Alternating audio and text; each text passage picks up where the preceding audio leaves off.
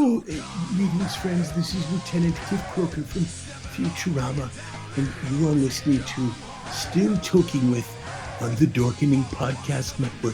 Now, please hide me because Captain Brannigan wants me to manscape him. Persons under 18 will not be admitted. What's up, everybody? This is Jeff and Ben from Toking with the Dead and Still Toking With. And Still Toking With. Still Toking With is our live show. You can catch that every Wednesday at 7 p.m. Eastern. That's yeah. Eastern time. Yeah, oh, yeah, if you live in fucking California, it's got to be 3. No, 4. 4? Yeah. They're only 3 hours behind. What about daylight savings? Yeah, well, fuck that. We'll worry about that when I pop. Okay, so if you're on the West Coast, you're going to have to look up when 6 o'clock is out there compared to here. Which would be actually 7 o'clock out there instead of here. 7 o'clock? Yeah. You know, before this is over, I'm going to need a whole lot of serious therapy. You're all fucked up today. Another $1 for the swear jar. I'm always fucked up. You should tune into the show and see really how fucked up I can get. Oh, yeah. Well, opinions are like assholes. Everybody has one. Hey, happy Wednesday, everybody. You're watching Still Toking With. My name's Leo. I'm the monkey behind the keyboard here. We have a fabulous, most awesome episode for you today. And as always, Benjamin, how's it going? Fabulous, most awesome episode. I like it. I do too. I like the new Leo. It's I'm the monkey behind the keyboard. Now we have a fabulous, most awesome. I'm doing good, Leo. How are you? Doing okay. He's doing fabulous and awesome. Right. No, I'm kind of excited to chat with this guest tonight. I mean, new movie out. It's kick ass. A lot of older stuff that he's been in. A lot of one episode things, but he's been in a lot of shit. I'm really into digging into his mind. So yeah, that's all I fucking got. Next. Jeffrey! His mind. We'll have to find it first. Wow. But it's in there somewhere. How's everybody doing? It's Wednesday. I'm psyched. And it's March. We're getting into better weather in spring, right? Yes, daylight savings is this weekend. Yeah, clocks go forward. I kind of like Yay. that, actually. I don't like the backwards, but I like the forwards. Get it? Anyway, let's just bring him in. Let's welcome Scott Hamm Duenas. Did I say that right? Man, you came close enough. That was a great effort. It was pretty awesome, man. Yeah, the 20 tries before we went live had It didn't help at all, but you know what? He tried, and that was really, really good. It's well done. But like I said, it's easy going, man. You get as close as you can. There's no wrong answers. Good to know. Can you tell my wife that? Yeah, no, I'm right there with you. Pal. Yeah, or actually, my wife believes I have all the wrong answers. That's for sure. Yeah. Yep. We're just gonna leave it there. In case they see this live. Yeah, at least you have answers. Right in 10 years, exactly. I haven't answered right in 10 years. I'm working on it.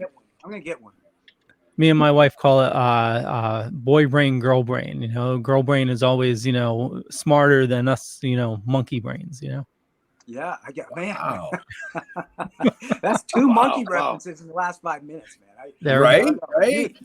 You seem pretty genius to me. That was a pretty sweet open you guys had there. I'm sure you had a lot to do with that. So, man, you're killing it over there.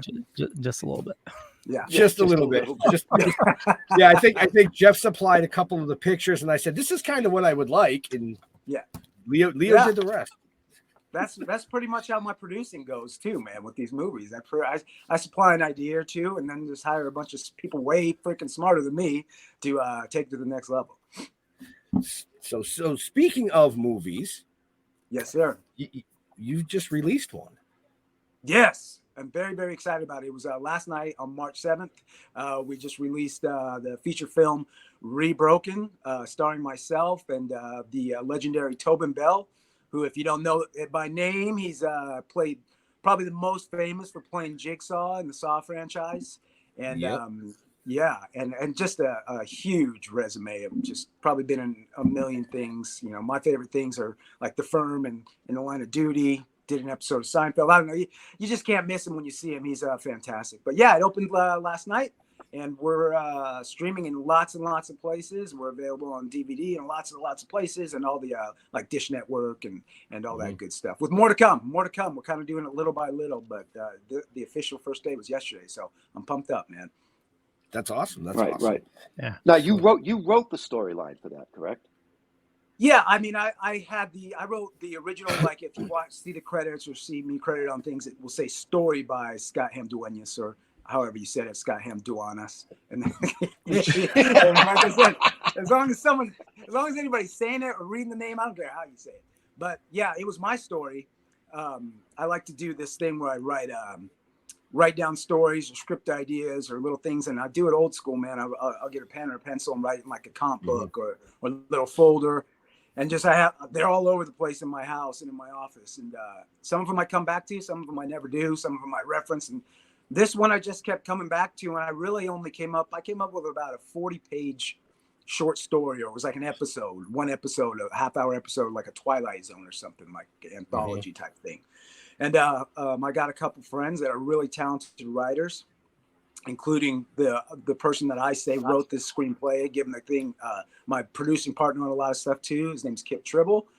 Send it over to him, and I always kick it to him and say, "Hey man, what do you think of this? Is this thing worth a shit? Is it good? You know, we've been friends a while, so he can always shoot me straight," and he does. And he said, I really like this one. The bones are here. I like what you did, and I'm all, well, let's turn it into a screenplay and try and get some financing and get this thing made. And he did. And, he added a bunch of crucial stuff to my little story. And that's what became of Rebroken. Nice. Actually, nice. I love that movie. Did you? Oh, thank you. Yeah. No, I absolutely loved it. You know, I mean, I'm a horror thriller kind of a guy anyway. Yeah.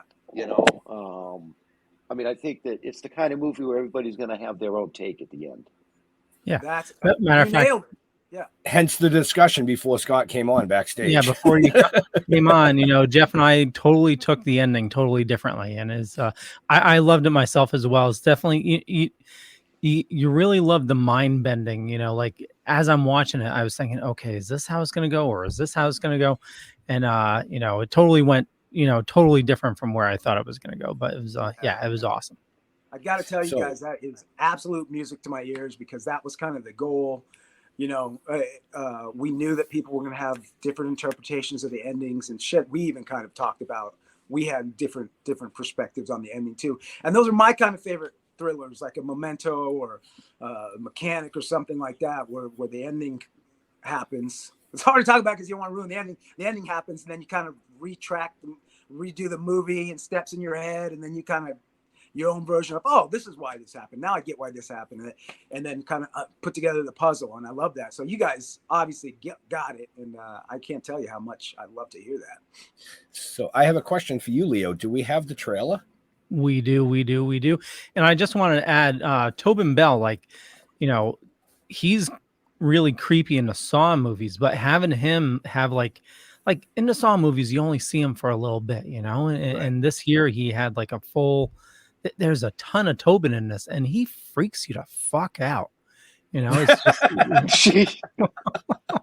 anybody with those steely blue eyes and jet white hair, that they'll do that to you. And then when you got that death stare like he can put on you too, it's yeah, you're right, and I agree with you. He's amazing, and there's parts of this movie where it's just we use his voice a lot, and I mean, you can't get a better voice for this type of movie than that voice that he has when he lays down those voiceovers, and it's crazy. So yeah, I'm a huge fan of his. I was before, and now getting to work with him, I'm an even bigger fan. Very cool. Yeah, here we go. Here's Rebroken. Awesome. You're on the path now, Will. You're on the path. I know that dealing with overwhelming grief day after day can make you feel like you are insane. So we have all been there. We are all still there. And Shelley is? It's my daughter. What if you could reverse it? There's this place hidden away. He'll open your eyes. But there are rules, Will. You must listen with a clear and open mind. Your mind is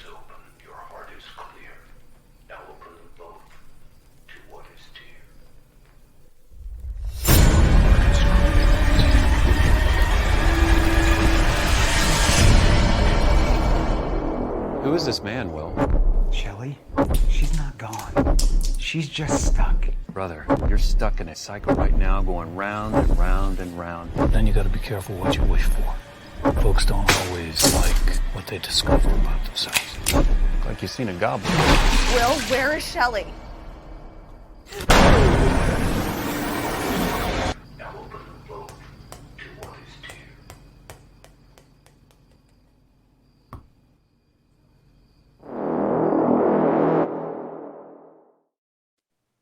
There we go. Rebroken, available on VOD right now. You can find all the information and show notes up above or down below, depending on where you're watching or listening to us. Did I do well there? You did. 13 minutes in. I didn't have to remind you to talk about the show notes because of our guest. And bravo. Why, thank you. you. So I got a question about the title. Why Rebroken? Mm-hmm. Yeah, that's a really good question because we agonized over the title for this film. Me and Kip would just kick it back and forth, all these titles. And I'm like, I get real sour. I don't want it to be like, you'll go on IMDb when you come up with the title. Like, we'll be like, yes, we love this title. And then you go on IMDb and there's like 7 movies that use that title. And you're like, no, I don't. Kip would be like, it's fine. Those movies are old. And I'd be like, no, I hate that shit. I hate it. I want our own title.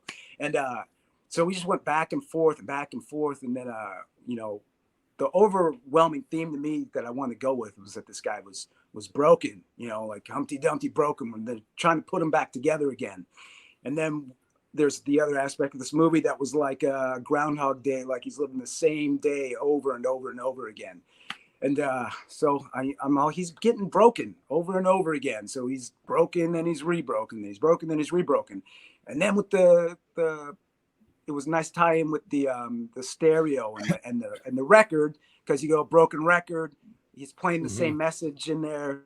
It's a broken record. It's like I'm hearing the same shit. The broken record of the day, the broken record of the recording. So we ultimately settled on that. I think that one was collaborative, but I came up with the Rebroken, and Kip loved it, and Kenny, the director, Kenny Yates, loved it, and we went with it from there.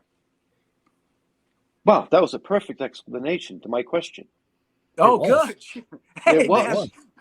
Man. Broke the clock twice a day. That's me. That had detail to it. You know what I mean? It wasn't just we thought of it because of whatever, Yeah, right. There was detail in that description. Yeah. Okay. Good. So, sometimes I kind of drone on, man. So you can jump in there and stop me. I'll give lots of. No, I love it. Yeah. Okay. Great. we love when the guest just keeps talking because we don't have to do anything. We just sit here and look good. We're just like, hey, right. But you can also tell me to shut up too. That's okay. Nah, we would never do that to a guest. We say that to Jeff. Yeah. All right. We'll say what? Huh? Yeah. Nicely done. So, are you a horror thriller kind of a fan? Obviously. I do like horrors. I'm kind of an old school guy when it comes to the horrors. I love the old original, like Halloween's and Friday the 13th and Silent Night, Deadly Night. Those are some of my favorite type of horror things. And then, thrillers is, that is way up there for me. I love them. One of my favorite movies of all time is Silence of the Lambs. I love the movies that I mentioned before, like Memento and anything M. Night did, a lot of his movies. I just love, The Sixth Sense and all those kind of movies. So yeah, I'm a huge thriller fan, and I know some of them, including ours, is kind of it's a slow burn. Sometimes you gotta hang with it, and because it's not full of karate and action. But then I always love the payoff when the payoff is good. And I'm hopefully that the audience thinks our payoff is good, because I love a thriller like that where you put in that hour and a half, 2 hours, and then you get the payoff at the end. I love that about thrillers, because I'm that guy that also likes to watch a movie and try and figure it out, or be like, oh, I know it. Okay, I see it. Oh no, I see it. I'm not gonna tell you guys, but I see what's gonna happen. And then at the end, if I'm wrong or if I'm right, I love that, and then having a discussion afterwards about it. So yeah, thrillers are way up there for me. I'm a movie person, period. I love movies, all genres, but I do love a good thriller, man. I really, really do. Nice. And speaking of all genres, like I said at the beginning, you've been in a ton of stuff. So we're gonna bring it to for the ladies first. Okay. General Hospital. You were in General Hospital. Yes. And my wife is laughing in the background. And I'm laughing mentally because he gave you the perfect segue, and you go to General Hospital. Well, I had to for the ladies. I had to. Well, that's just the beginning. It's the natural segue over to daytime television soap operas. Yes, it's right.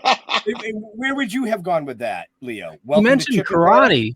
He mentioned he just said karate. Well, yeah, I mean, Cobra Kai would have been the thing I brought up, but I was going. Cobra Kai is for everybody, though. That's not just for the ladies. Right. I was trying to appeal. Is it a special day you trying to get laid tonight or something? Being nice like that? Oh man, I don't know. Should I holler back and find out? Hey, soap operas are for everybody, man. Soap operas are for everybody. So, but yeah, right. General Hospital. God, I love those people over there. I've had two stints on it. Played two different characters actually, which is soap opera. You can do that kind of stuff. Right. Yes. The first time I was on there, I played Frank Rausch, which was a fun character for me. It's kind of a brutal character, but for soap opera, especially back in the day, Luke and Laura had a son, and he was coming out of the closet, but he didn't want to tell anybody. Back in those times, he was just like he was a gay character, but he was closeted. And then my character Frank comes into town, General Hospital, Port Charles, and he starts. I'm the gay basher. I'm picking up the gay men and then beating them up because I'm super homophobic. So when it comes to it's charming fellow. Okay. Charming. Yeah. So I do the same with him, and then when I beat him up and his friends find out, that's his big moment in the show of what do? Do you let me get off the hook because you don't want to come out of the closet to your friends and family? Because why would the gay basher beat you up? Or do you, do you come out and confront this guy and stop him because he's already beat up like 3 people in the town? So it was a nice little character arc for me, and it was a nice little couple weeks on General Hospital. I had a blast, and yes, at the needless to say, I was like, I remember the storyline going, this is a great part. I can be on it for a while, but I don't ever see this turning into a series regular. Because this guy is not very likable for himself. I think my last episode too, I became racist too. So that was a nail in the coffin. I think I had they assigned me an African-American public defender, and I walked in and said, I ain't having one of you guys represent me, So it was I was not a man. Just talking about it now, I'm like, God, what a jerky character. But it's always fun to play. Right. Well, I wasn't trying to go down that path, but shit. Yeah. There you go. Those are the fun roles to play. So I had a blast. And then just recently, because I have a little fight experience and I can do some of my own stunts and stuff, they called me back in to play Eric, which is a guy that robs Sonny Corinthos, the main bad guy, the Godfather character. I believe it ended up being like 5 episodes, and I rob Sonny, and then he gets me and beats me up and throws me in a car, puts me in the hospital, and I think I'm in a coma. So I think that's how they ended my stay this time around. But yes, I played Eric, and this one was a little bit faster entrance and exit, but it was good. I got to fight, got beat up, got to rob some people. Nice. Had to do a lot of dialogue with ski masks and disguises on, which my mom hated because she wants to see her son's face. But right. it was it. I loved it again. Like I get to play a bad guy twice, and 2 separate guys. One of them really bad and really stuck out. And I had a blast. I love it. And I'll go back anytime to play one of those guys again, or to play a third bad guy. But I had a blast. General Hospital. I love you. Very cool. And yeah, the show has been so popular too. It's so good to me every time I'm on it. That's fantastic. Yeah, I mean, one of the things that we find, like I said at the beginning of the show, we've interviewed a lot of people, and you always find that daytime soap opera. Oh yeah. That they maybe 1 episode, maybe 2 episodes, but you go. Yeah, it is very common. It's almost very, like a very pattern. Common, yeah. It's like if you get on a daytime soap, then odds are your career is going to maybe be a little bit better than somebody that wasn't. Not saying it's true, but yeah. There's so many paths to get there. I think for a while, and they still do, I think the daytime actors and soap opera actors sometimes get a little of a bad rap, like they're cut below TV and cut below the film actors. But I think if people ever went behind the curtain and saw what they had to do, it's a really great place, especially if you're new, to learn, because it moves tremendously fast. Because if you really think about it from a technical standpoint, they're cranking out an hour show every day. And, an hour show, network hour show, you get 2 weeks to shoot. It takes 2 weeks to shoot that, sometimes more. And so you're cranking out an hour show for 5 days a week, every day too. It's not a 22-week season, it's every day. And these guys are getting these chunks of dialogue because there's all these multiple storylines, and you're getting new pages the day of. You get in there and they come slide pages under your door.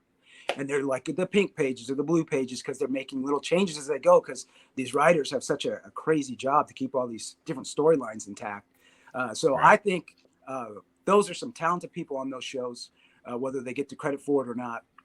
And it's a great, like you said, for people starting out, for veterans and for anybody, that it's like doing a play every day. It's a really good place to go in there and know your stuff. And then it's also like 3 camera setups too. So you kind of have to learn some technical stuff too about hitting your mark and looking in the right direction and doing all the right things, because you got 3 cameras on you at once. So you better do it right or you're going to mess the whole thing up. Right. Yeah. Carrie is asking, how was it working with Maurice Bernard as Sonny? He's got a great storyline. Maurice Bernard was an absolute gentleman, super nice guy, really, really interesting guy. Another guy that, because I'm so familiar with the show, another guy that you think, because he plays such a bad guy and he plays it really good. He's like the godfather of Port Charles. He's the mafioso. He's the charming bad guy. And then you meet him in real life and they're so different. He's just so sweet, so nice. And so it was fantastic, very accommodating, very easy to work with. He kind of just lets you do your thing. Doesn't try and big league you. He's been on that show forever. He's like the boss. He's like the president of General Hospital. And couldn't be a nicer guy. Shows up in his workout gear and his coffee and says, "Where do I go? What do I do? Let's do it." And comes prepared, and he's awesome and great time. Very cool. Okay, now you can go into something else, Jeffrey. Go ahead. Where's the next? Well, one no, go? yeah, I wanted to ask you. You've done a lot of one episode appearances on a whole ton of shows, a lot of which I watched. Great. Which one was your favorite part to play, or which show? Oh man, that's like picking out your favorite kid, man. This is tough. Cause I love anybody that hires me, but boy, what really sticks out. I mean, there's 2 that really stick out. One I'm sure we'll talk about, so I'm going to go with the other one, which was my first really big break on a big TV show. Was Walker Texas Ranger. It's an older show. It was a big part for me. I'm in the one episode, but I'm in pretty much from start to finish. And the whole storyline is pretty much about my character. And it was like, I got it fairly quick as an actor when I started out. And it was amazing getting to work with Chuck Norris.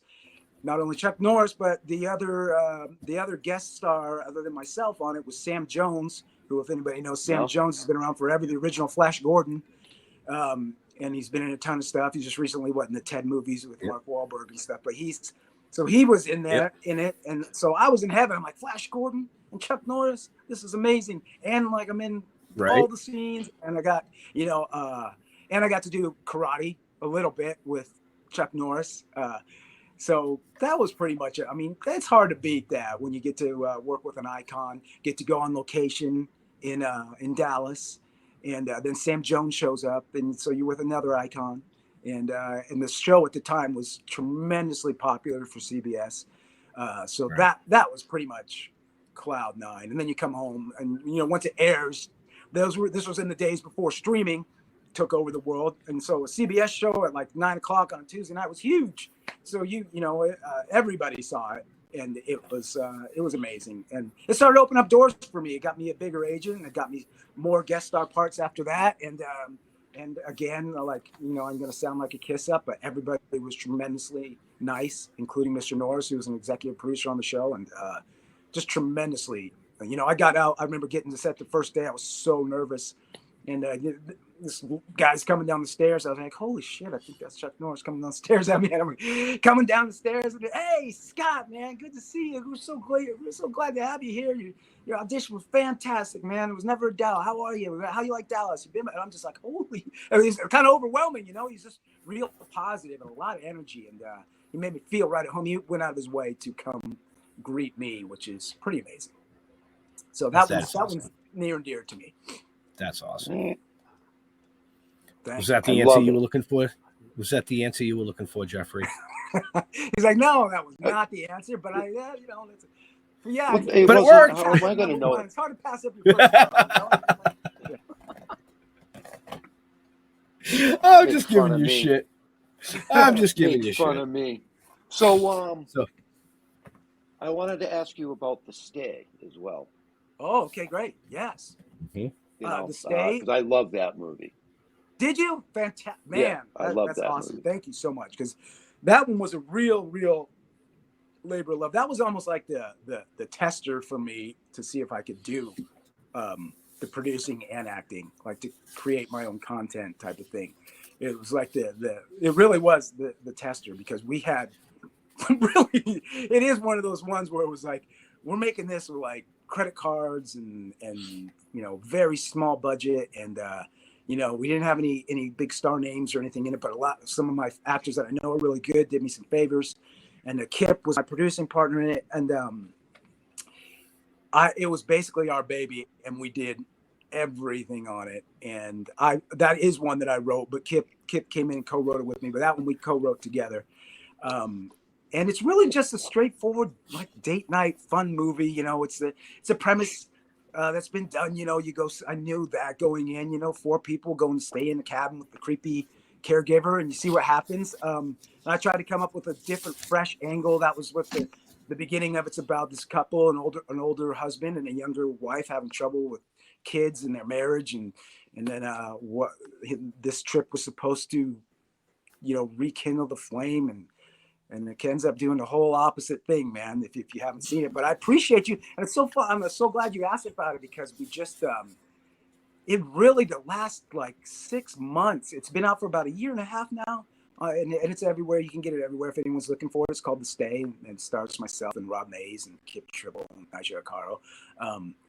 It's really picked up a lot of traction over these past couple months, which I still will never know any rhyme or reason when you get the numbers from your distributor about why things are hitting, when they're not hitting, where they're hitting, and locations, and the information that you get. But The Stay just had its 2 biggest quarters, the biggest 6 months it's had since it's been out. So I'm super happy and super glad that you liked it, because again, it was such a labor of love. We knew we didn't have, you know, the big camera and the big lighting package and the big budget, but we made it happen, and we were able to get distribution and sell it. And it's you know, on that end, it's a profitable film now. So we're super excited about it.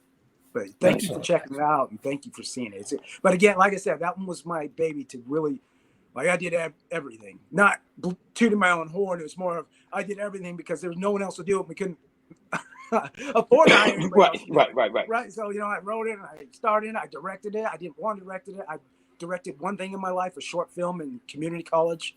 And Kip definitely helped me with that. And but I was doing craft services. I was making sure everybody got fed. I was handing out my credit card to PAs every 5 seconds to get stuff done. But we shot it in just such a short amount of days. But I think it came out pretty good. And well, did we lose him? His phone died? Sorry about that. Yeah, sorry about that. Something went crazy with my phone on my end. I apologize. But yeah, I'm really proud of it, and thank you again for asking about it. Because it's like my firstborn, man. It's a guy. He's a good kid. He's a good kid. He's growing up. He's a good kid. So yeah. He's got some problems here and there, but we're getting through them, and now he's turning out into a good kid. So yeah. You mentioned Nyjah, which was awesome in this, but it seems like you've done quite a bit with her, and you also have something upcoming with Ben Kingsley. Is that true? Well, it is true. That's not one that I'm producing or anything like that. That was something, and that's speaking of Naja, I met her in an acting class out here in LA, and we became fast friends. And I thought she was perfect for the stay because she plays this character Nora, who's really smart and really kind of like a businesswoman and a worker bee, but she's also tough. And that's Naja in real life too, because she went to Juilliard and graduated from Juilliard. But she's also from the Bronx and will beat your ass. So she's perfect. And I wrote it with her in mind and got her just in time because she did some Disney movie with Uma Thurman like a month afterwards. So I was super excited about that to get her to do it. And of course, got her back. She's in Rebroken too. Had her back in Rebroken. But what going on to the Ben Kingsley thing is that both of us are slated to be in that if it gets going. It's been greenlit and unlit like 2 or 3 times, so we shall see. And I believe that this last time, not to bring everything down, but I believe Julian Sands was attached, and I know unfortunately he's I don't know where it lays now, but he went missing as a hiker a month ago out here in the Los Angeles mountains. So we're praying that something positive comes with that. If something has happened that I don't know, I'm sorry, but anyway, but yeah, so we met another person in class that was producing that movie and was casting that movie, and we had this big showcase, and they approached me and Naja about roles in that film, and we, of course, you say, oh, Ben Kingsley's attached to play the lead role. Yeah, we'll do it. What do I got? I'll hold the light for that movie. So we said yes. Right. And I was just waiting for the call, man, for it to go into production. I'm not a producer or anything on that, just an actor, and I'm my fingers are still crossed that they are able to get that thing off the ground, because I really like the idea that they have too. It's an Ibsen play that set to like the Wall Street collapse. So we'll see. We'll see how it goes. Very cool. Be on the lookout for it. Thank you. So I think we have a commercial that we have to play. We do. Do you want to kick it off, Benjamin? No, I'm going to let Jeff kick it off. Kick it off, Jeff. Do it. It can't be any better than the commercial I just gave you, where I blacked out the screen. I just kicked it off. So this is our upcoming event, right? We will be at Mohegan Sun, 20 something. There it is. 25th and 26th. Yeah. That's it. Jeff and I will be at Expo Canna, home of the X Cup. But yeah, we'll let them tell you about it. Expo Canna presents the second annual Connecticut Cannabis Expo, March 25th and 26th at the Mohegan Sun. Whether you're an aspiring entrepreneur or looking to get your medical card and grow your own, Connecticut Cannabis Expo has it all. Open to the public. Come enjoy the lineup of guest speakers and lecturers, covering topics ranging from growing to setting up your cannabis business for success. Learn and grow with the area's brightest cannabis professionals. Tickets and additional info at expocan.com. That's XPOCANN.com. Nice, man. I want to go. How do I get there? You're going to fly from California to Connecticut, which is the East Coast. So it's probably like, what, $800?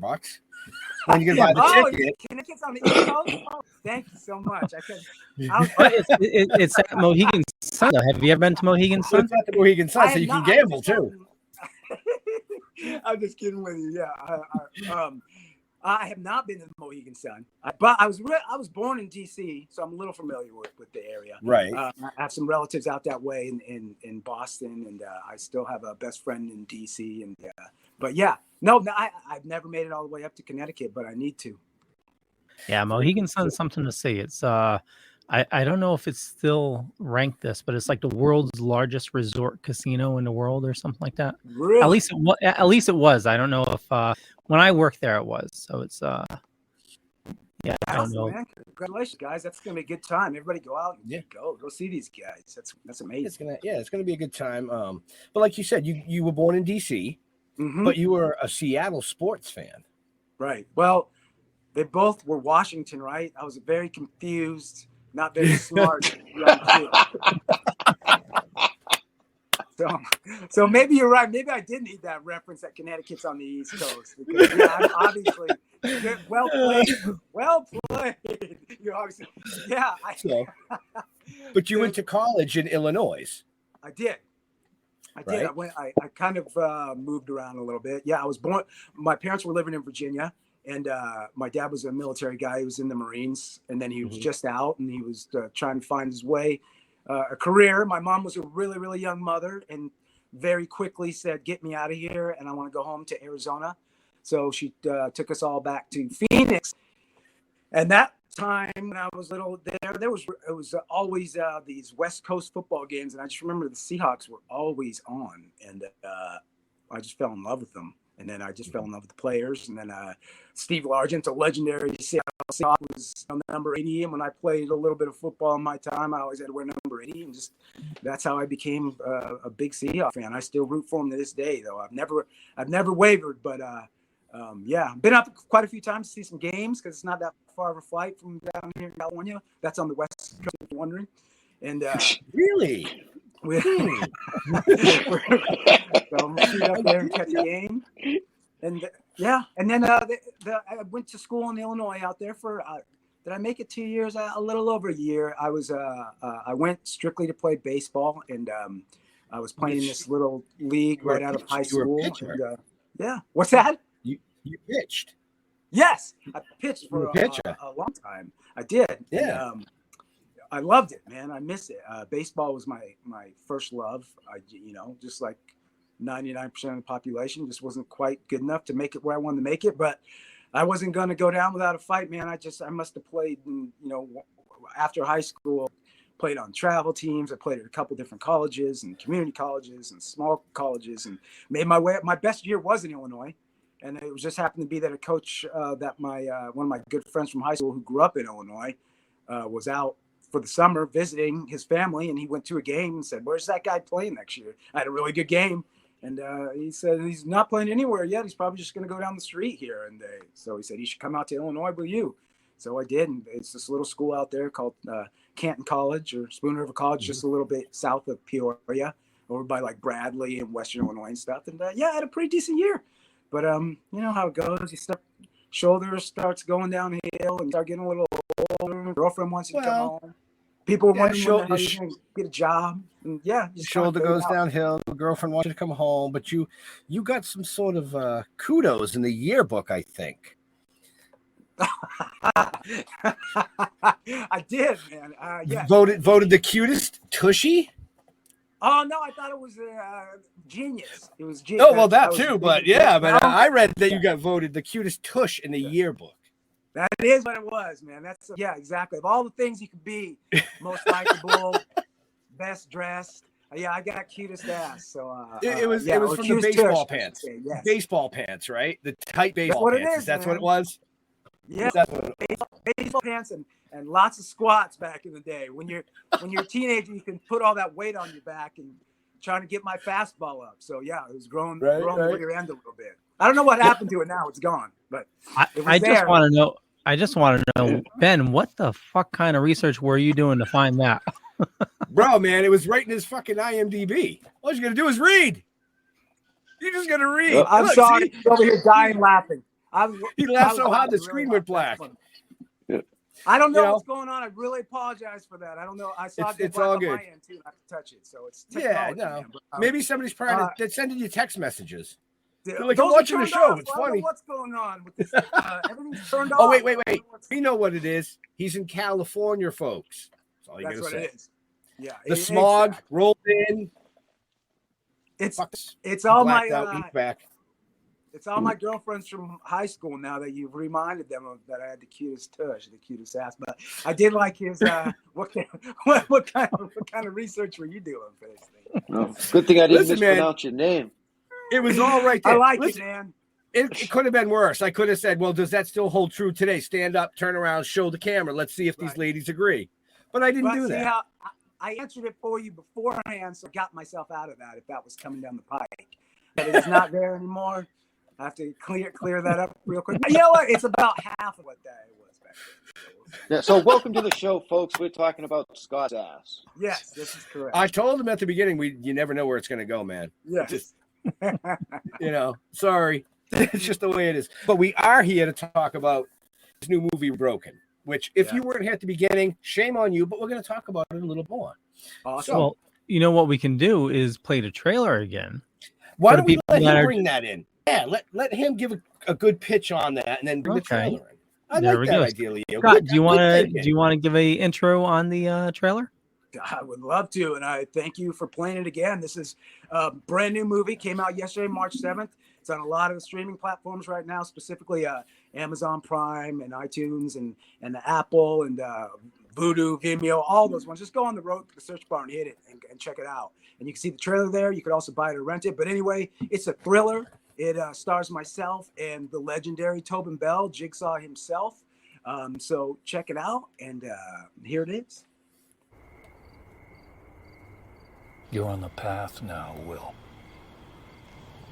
You're on the path. I know that dealing with overwhelming grief day after day can make you feel like you are insane. So we have all been there. We are all still there.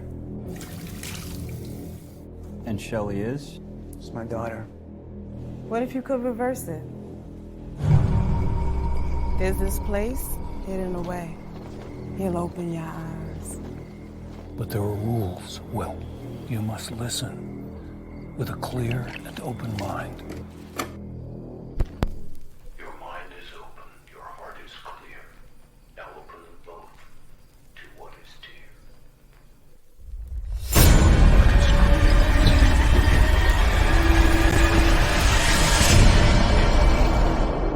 Who is this man, Will? Shelley, she's not gone. She's just stuck. Brother, you're stuck in a cycle right now, going round and round and round. Then you gotta be careful what you wish for. Folks don't always like what they discover about themselves. Like you've seen a goblin. Will, where is Shelley?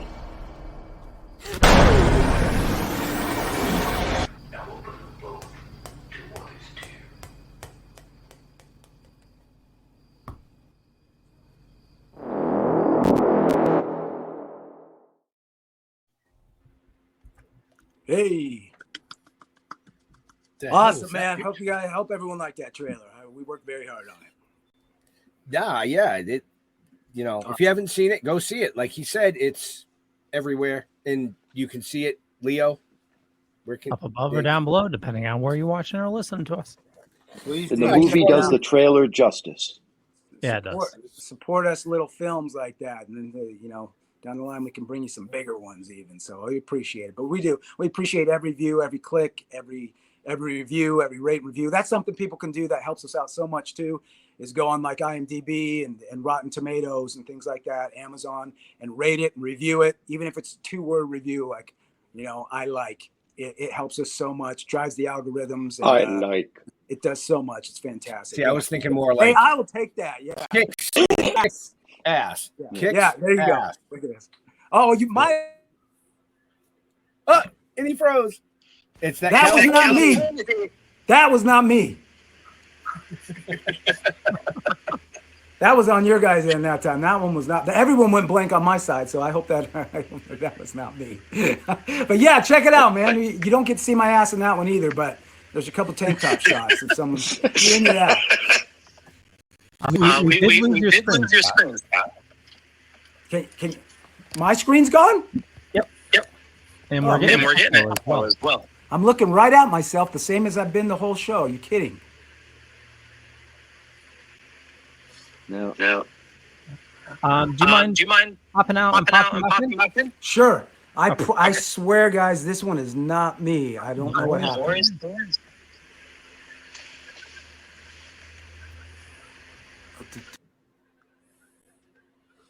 What would we from the comeback? What's that? Vic Sasson is Jeff bad with the gummies. Am I bad? Back. He corrected. Oh, back. It's Jeff back with the gummies. I'll never tell. Well, while we wait, we can play the other ad for Expo Cana. This is going to be March 25th through to 26th at Mohegan Sun. And here it goes. Expo Cana presents the second annual Connecticut Cannabis Expo. March 25th from 10 a.m. to 6 p.m. and March 26th from 10 a.m. to 5 p.m. at the Mohegan Sun, featuring The X Cup, New England's most rigorous, tested, and judged cannabis competition. Whether you're an aspiring entrepreneur or looking to get your medical card and grow your very first plant, the Cannabis Expo has it all. Open to the public. Come enjoy the lineup of guest speakers and lecturers covering topics like growing styles to setting up your cannabis business for success. Legislation, advertising, accounting, medical benefits, packaging, CBD products, hemp, and more. Learn and grow with the area's brightest cannabis professionals. Everything cannabis under the sun at Mohegan Sun, March 25th and 26th. The Connecticut Cannabis Expo, sponsored by Curaleaf, Radio 104.1, 1029 The Whale, The Botanist, Safe Tiva, CRQ, and High Life Packaging. Tickets and additional info at expocan.com. That's SPOCANN.com. There we go. And March 25th and 26th. And he's back. Awesome. Yeah. I don't know what happened on that one. I all of a sudden the whole thing went out. I didn't see your guys' handsome faces. And then when it came right back on, but then according to you, I was gone. So we're back. Yeah, it went all black and then super echoed. I was like, wow. It was a reset in the timeline. Okay. Yes. It's a California thing. Live, whatever we're going to call it, live everything, TV, radio, podcast, everything. What happens, right? What are you going to do? Yeah. So it was the aliens trying to listen in. That's what it is. Right? They want to see broken. It's the recordings. We're communicating with them. It's the secret. They want to see the movie. That's what it is. I love me. I hope they do, man. We welcome everybody. We're inclusive, as they say here. We include everybody can watch this thing. Right. Yeah. I thought one of them was going to say something. I was like, I was going to. We all did the same thing. I was like, I thought you were going to say something. You probably thought I was going to say something. Well, I was going to say, are you inclusive to geeks? Because you had a co-star that is quite the geek. Oh, Allison. Wait on. Who? Allison? Oh, Allison Hayslip. Yes. She's fantastic. And she fell to us like an angel. We got so lucky to get her, and we got her at the last possible minute. And a lot of the reviews have just loved her performance. I read one the other night and it said they wished there was more of her. Hey, so do I. But yeah, she's great. And she was actually there was someone I had in mind. Oh, I'm so sorry, you guys. You guys can hang up on me just like, look at this. No. It's part of the show. We don't mind it. Now it's starting to upset me. I need a drink. But geez. This is the first time it's happened. Okay, whatever. Anyway, it's the first time it's ever happened to me. I say that a lot to people, but she was a good friend of hers. Was someone that we had someone drop out. We had a little bit more of we had a somewhat recognizable name touted to play it, and they couldn't do it at the last minute. They had another obligation. So then I went to my little own personal Rolodex of people I thought would be great for it. And it's just a funny story because you guys know the movie. And I called this actress that I know really well. I thought she'd be great. And I said, this is send it over to you. I know it's a rush, blah, blah. She goes, oh, there's one thing though. She's like, I'm pregnant. I'm like, oh, well, how pregnant are you? And she's like, I'm like 7 months, but I can still do it. And I was like, not to be a jerk, but the movie's kind of about like the loss of a child, and yeah, it's not gonna work if you're pregnant. I'm so sorry. But she was really great about it, and she said, I have a tremendous actress who's a good friend of mine, who's available right now. And I said, well, okay, send her the script and tell her to put herself on tape. Send her, just have her tape herself on her phone or whatever. Don't have it go black every other 4 minutes like I do to you guys, so I can watch your performance, and we'll see. And she sent it. She's fantastic, and she was willing to do. I mean, she's got like 73 television and film credits, so she was amazing to get. And I thought she did a fantastic job, and she fit in perfect with the group, and we were lucky to have her.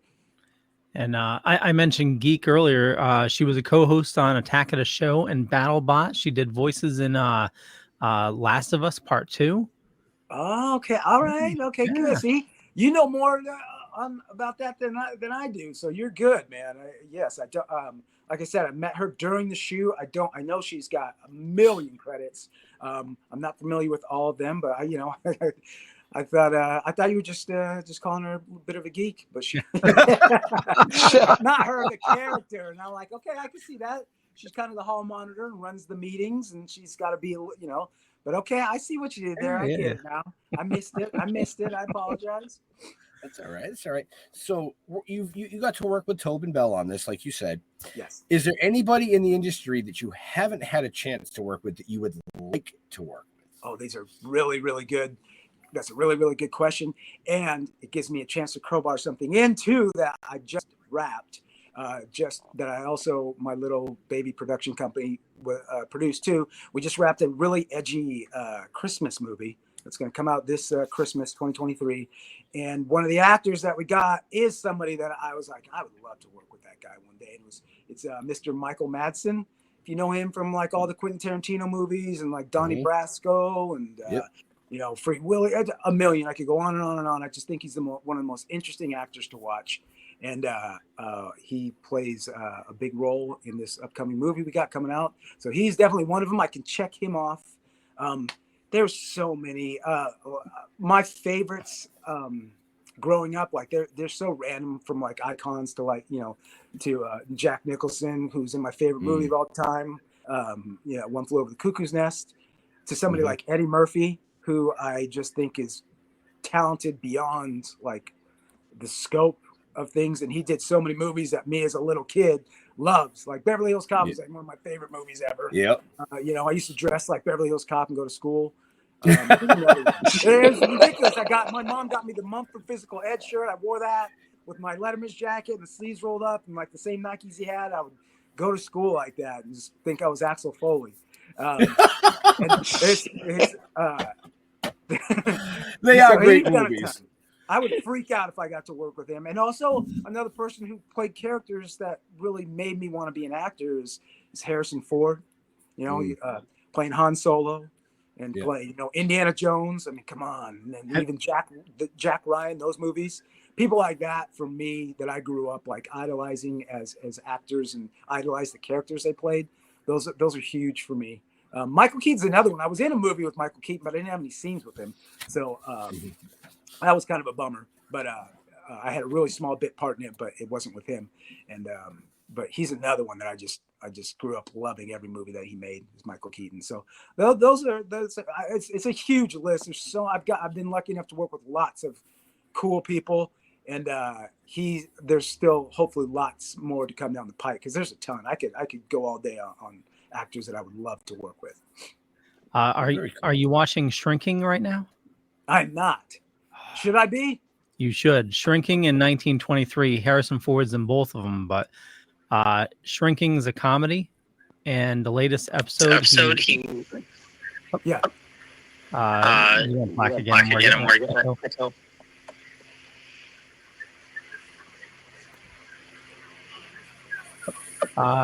Let's see. Seems like you're back. Yeah, it's still getting an echo. You mind popping back again? Sure. I don't know on this one, guys. I don't. This one, I know you guys are blaming it on me, but I promise you, I'm not doing anything over here. It's the aliens. It is. It's definitely the aliens. I think somebody's like trying to call him or text him. That can be, even though it's off. Yeah. Maybe it's like a video call. It's bumping in. They're trying to push through. Yeah. Yeah, because something similar happens to you, Jeff. Oh, it does? Right. Yeah, I don't know what that is. Really, there's nothing going on my phone, on my thing. I have no idea. Well, we just discussed it. It's definitely the aliens. Yes. Yeah. Okay. Yeah. I said somebody's whining about it. I said somebody's trying to either call or text you, even though it's off. It's almost like it's coming in, it's bumping, and then turning you black. Is it really? It's really weird. No notifications. Yeah, it's really weird. Everything off. I've never had this happen. I don't know what. I feel terrible. You got to do that. Well, see, folks, he's an amazing guest. He's going to be on other shows. He's going to be doing other things. Go watch his movies so he can go buy a laptop.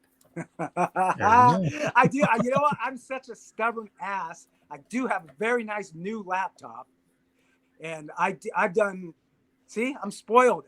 All the stuff that I've gotten to do up until this, I haven't had one glitch. And then today, we've had a couple of them. And I feel terrible. And of course, it's the one that's live everywhere, not the ones that are being recorded, or the ones that they're like, it doesn't matter. It's all being recorded. We're gonna edit it.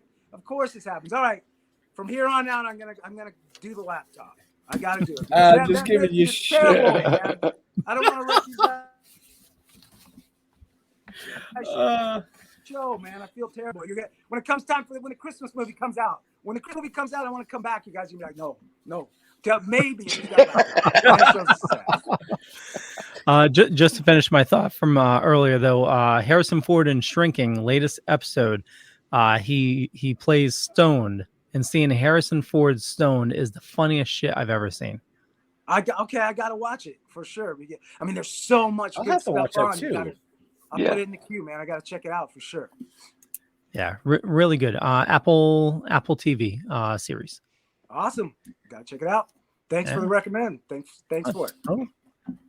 So we have about 5 minutes left with our amazing guest, only because he dropped out 3 times and I had to add up those minutes. We had him scheduled for another half hour, but we're not going to do this bullshit all day long. So we're going to get him out of it. We're not going to do this on and off game for much longer. So 5 minutes, if he can hang in there. Well, we'd keep you for another half hour, but Leo has another show in about an hour that he runs called The Dorkening. So make sure you guys check that out. Tune into the Dorkening Podcast Network. Tons of shows. Yeah. Tons of shows. Awesome. But you can also watch all our broadcasts on our website, stilltoking.com. But we are now also going to be streaming on Red Coral Universe. So download the app. Yep. Download the app. It's free. Red Coral Universe. Yeah. Leo. And you can watch I'm doing it for sure. I'm doing it for sure. What was that, Ben? I said, go ahead. I know you want to ask a question because you always ask the same question. Oh, you're talking about my question that I ask everybody? Yeah. Well, is that my cue? Is that my cue? No, Jeff wants one first. Yeah. Go for it, Jeff. Do you have any hobbies? Yeah, I got a lot of hobbies. I would say the new one that I found over the last couple of years, I think I kind of mentioned it earlier. I've always kind of been into, well, not always, but in my adult life, once I was done playing sports, I kind of got into this whole mixed martial arts thing, and I love it. And I use mixed martial arts because I'm studying a couple different things at once, so it's a mixture. I have no aspirations of getting anybody's cage or anything, but I love training like a fighter. So I've past couple years, I've gotten into the BJJ, which is Brazilian Jiu-Jitsu, some Muay Thai boxing, and also some straight self-defense techniques called Krav Maga. And just kind of I try and get to each one a couple times a week, and I love it. It's so much fun, and I want to keep doing it for the rest of my life. So that's my big hobby right now. Is cool. I got tired of the regular gym too. I figured I'm wasting all this energy at the gym. I might as well be learning a skill, and learning some self-defense, and it also comes in handy sometimes in the movies or getting hired for something if they ask if you have any experience or any training or can do some light stunt stuff. It's gotten me a part or two over the years, so I love it. But yeah, I love it. That's my number one hobby right now. Will be training like a wannabe MMA guy, even though I know my place. That there's no. I know those are some bad. After training with people that are like aspiring guys and going, hey, wow, you guys that's another level. I'm a hobbyist dad. You need to take it easy on me. Right. Well, so speaking of karate, you were in an episode of Cobra Kai. How was that? For me, absolutely huge because I was a Karate Kid honk as it was. I love the Karate Kid movies. I love, and I even watched that first original season of Cobra Kai before it really even, it obviously blew up, but it was on YouTube Red at the time. And I watched it and said, this, I thought it was going to be, I didn't know about it when I went into it. I was like, I don't know about this. And I watched that first season. I'm like, this is great. They went the complete opposite route that I thought they were going to do. And then season 2 came around when they were shooting it and got renewed and got moved to Netflix. And then when I got the call for the audition, I was like, no way, I got to get this. And what the coolest thing about my episode, not only did I get to fight and do some fighting with the William Zabka, who plays Johnny Lawrence on the show and in the movies, which was just so surreal to be fighting with him. My episode, I remember when I got the script, I had to sign all these NDAs and do all this stuff. I'm like, wow, they're really serious about their storylines. But it was because they had the original Cobra Kai, for people that are familiar with the movie, was going to be in my episode. They did 2 episodes and they were going to be in my episode. And I was like, no way. The whole Cobra Kai? They're like, yeah. I'm like, and you're fighting them all. And I was like, oh my God, this is fantastic. So I got to go out to Atlanta for a couple days and, we choreographed a fight and got to fight with these guys and hang out with them. And, man, I had a blast. Ton of pictures and, fanboyed out a little bit while I was out there because, again, I just grew up. It's like getting the box Sylvester Stallone or something for me. It was getting to do, a fight scene with Johnny Lawrence. It just gets no better for me. I loved it. Right. That's awesome. And it was great for me. It wasn't the hugest part. And I got so much run off of it because the show was just so, career-wise, the show was so popular. And they have they have that fan base that's like a Star Trek or a Star Wars or something, where if you're just a part of it, people are constantly reaching out to you for pictures and stuff. And, they want to be that guy that knows all the characters. You know what I mean? Like, right. I played, I'm dressed up as Boba Fett's cousin for Halloween. They've gone to know all the characters. So playing my character is called Ear Gauge because I had ear gauges in it. And yeah, man, I mean, I got so much shine for that. Yeah, I'll be forever grateful. Those guys were fantastic, and I had a blast. That's awesome.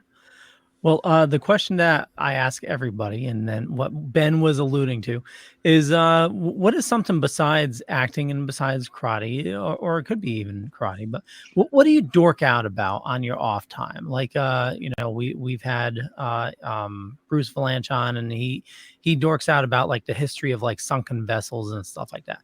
What's something that is totally unique to something that you love, either studying, reading, doing, working on cars?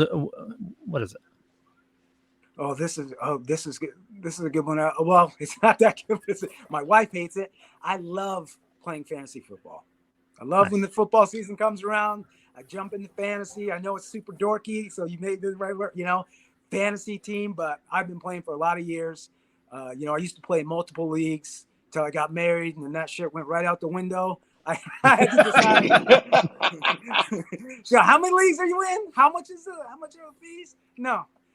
So now I'm in 2 that I've been in for like over 10 years each. And wow. I love it. I love preparing. I love studying. I love all the stats of it. I love the shit talking that you get to do with your friends and the other players. And the draft is always a big, huge party that we have. And we did it in Vegas last year. So I get to see old friends. I get to drink and geek out on it. And yeah, if you heard us, it's completely, unless you're into fantasy football, you're like, what are you guys talking about? Because, it's yards after catch are terrible. I guess 3 yards after catch, I would draft them, with your pick, fuck, it's just constantly great. But I love it. I can't wait for the season because I had a very disappointing season in both leagues this year. So I need to make a comeback. Forgive me. I tell those guys, they make fun of me, and I kind of dig back. Forgive me. I was making a movie with Tobin Bell. I couldn't concentrate on my lineup. All right, guys? So, forgive me. Yeah, I was doing scenes with Michael Madsen around the playoff time. Okay, I couldn't set my lineup right. Good excuses. Awesome. Yeah, they're great excuses, right? I try and use it as my trump card, but they don't care. They're my friends. They don't give me shit. So right. Yeah, exactly. Oh shit! I guess on that one, Leo.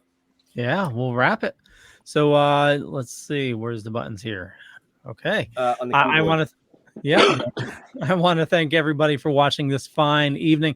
Definitely check out Rebroken, available on VOD everywhere. And for me, just Google Leo Pond. You find a bunch of stuff. Could be true, could be not. But I run a Dorkening Podcast Network. There's a ton of shows on the network. There's a lot of awesome people doing a lot of awesome stuff. You can find me doing a bunch of shows during the week. I'm doing Splash Pages. I'm doing Still Toking With. We also do Midweek Geeks on the Dorkening, which is next. And also Dork Night and Comics Paradox. So a lot of stuff going on. And Scott, actually, I forgot. Head on over to thedorkening.com. You can learn more. Scott, where can people Yes. find you, or where do you like interacting with your fans? Yeah, I mean, I'm on all the socials. I would say Instagram is the best one to get me. That's where I'm the most interactive. That's where I post the most. So yeah, get me at Scott Hamm 8 or Scott Hamm Duenas, and you'll find me. And yeah, man, I try and be as interactive as possible. I try and get back to all my messages. I try and respond to requests, respond to just conversation. So hit me up, man. And yeah, check out the movie Rebroken. Please check it out. Awesome. Jeffrey. Oh, is it over? For you. It's my turn because it's over. Yep. Oh, go to stilltoking.com. You'll find out everything you need to know about us. Look us up on Facebook at Toking with the Dead. And yeah, I'm Jeff. I want to thank Scott. It was a great show. Thank you very much for coming on and hanging out with us and shooting the shit. It was a lot of fun. Thank you, man. Thank you guys for having me. Thank you. It was awesome. Thank you so much. Benjamin. So, like Jeff said, you can check us out at stilltoking.com. That's your best bet. Definitely go check out Rebroken for sure. Want to thank Scott for coming on and hanging out with us. Scott mentioned earlier that his dad was in the military. We want to thank him for his service because, as you know, we want to thank all our veterans and first responders for doing what you do so people like us can do what we do. Stay safe. We'll see you next week. We're out of here. Bye. Peace.